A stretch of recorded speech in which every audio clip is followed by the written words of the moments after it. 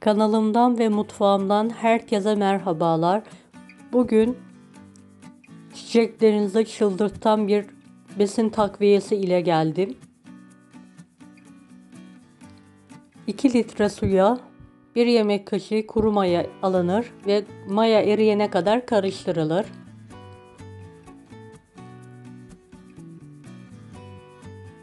Evet, biraz erimesi yeterli olacaktır. Direkt toprağa gelecek şekilde sulama yapılır.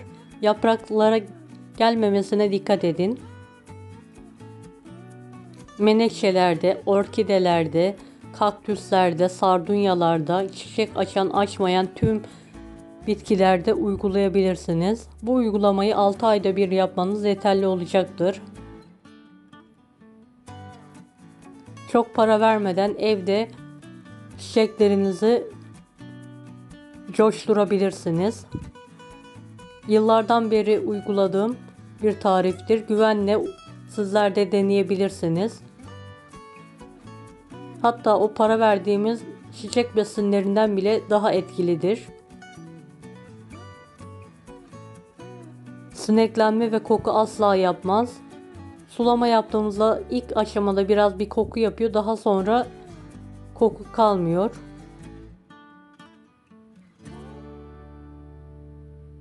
Evet, orkidelerimi de sulama yapacağım.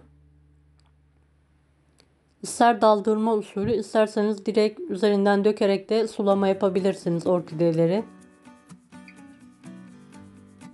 Tek dikkat etmeniz gereken nokta orkidelerde sulama yaptıktan sonra alt tabanında su kalmamasıdır. Eğer su kalırsa köklerinde çürüme yapar.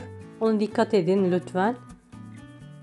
Evet, yapraklık çiçeğimi de sulayacağım.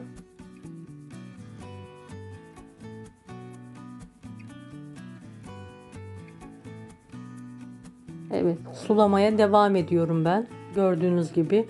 Menekşelerinizi sulama yaptıktan sonra gün ışığı alan, özellikle de sabah güneşi alan veya ikindi güneşi alan cam kenarlarınıza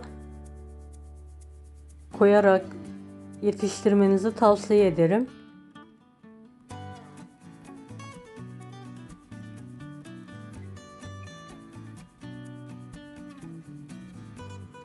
Evet, orkidelerimi sulamaya devam ediyorum.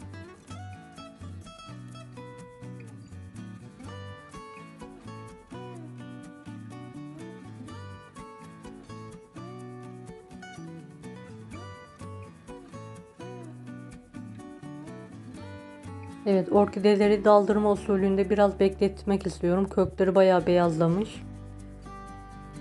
Menekşelerin yapraklarını da suyla temizliyorum fıs fıs yaparak.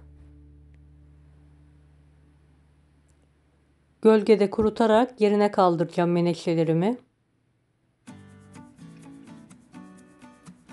Kanalıma ücretsiz abone olmayı unutmayın. Bir dahaki videolarda görüşmek üzere. Allah'a emanet olun.